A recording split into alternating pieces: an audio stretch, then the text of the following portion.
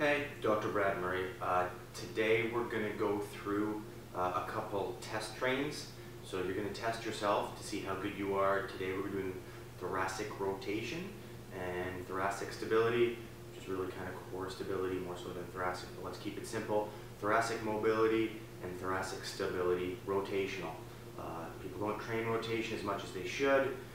You see a lot of the front-back stuff in the gym, push-pull type things, squat up and down type things, but when it comes to rotation, people just don't train it as often. I'm not really sure why, but it just doesn't seem to work out that way. Somebody who's pretty good has some good DVDs if you want to get a little bit deeper into how to train like this. A guy named Jason Glass works in rotation well. He's a Canadian guy. He's worked with a lot of the pro Canadian golfers. Okay, let's get right to the test. So the first test that we're going to do is for mobility of the thoracic spine.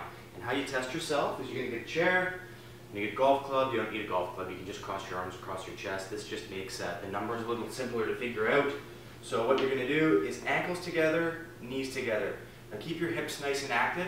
You're sitting on the front of the chair. This is going to stay together and not move. You don't want to rotate side to side, opening up your legs to see how much hip rotation you have with this one. We're trying to just look at that thoracic rotation. So legs together, knees together, across your chest, holding onto that golf club. Now you're going to rotate as far as you can, one direction, and then as far as you can in the other direction. Try to estimate these numbers.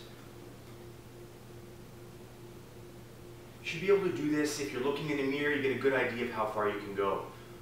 You want to be at least 45 degrees. That's kind of bare minimum. Anything less than that and you're probably dysfunctional. You're probably kind of possibly even on the verge of injury. So you definitely want to be over 45 in both directions.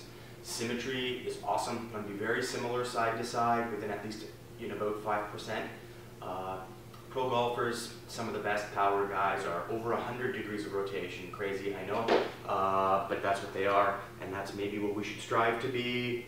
So let's see now how good you are. Write your numbers down right and left, because we're going to take you to the stability test / train to get a little bit better on this. As you go back and forth a couple times, you may notice your T-spine open up a little bit, so you might want to go back and forth 2-3 times max just to see how far you're actually getting. Like I said, write those numbers down for this guy. You're going to need a stability ball for this one. What you're going to do is you're going to take those numbers. For me, it's about pretty equal. I'm about 80 and 80, let's say, roughly. What I want to do now is see when I go to 80 degrees to the left and 80 degrees to the right, how stable am I with my lower body? So you need a Swiss ball. Once you're on the Swiss ball, you're going to get almost into like a bridge type position. So you're going to keep your upper body straight all the way to your knees and then a 90-degree bend at your knees. Now when you rotate with this one, you're going to go to your two numbers that you just found out. Then you're going to see, are you able to keep everything perfectly stable through your lower body? Are you able to keep your pelvis tucked through, which is really important. You don't want to lag your low back and get a whole bunch of arch while you're trying to do this. You want to be able to kind of tuck your pelvis, squeeze your glutes, and keep nice and firm through your lumbar spine, core, legs, and just see how much is pure control of that rotation while you're trying to maintain that stable base. So let's look at this. So I'm going to try to go to about 80 degrees on both sides. I'm going to take the club, get up into my bridge, make sure I'm nice and stable.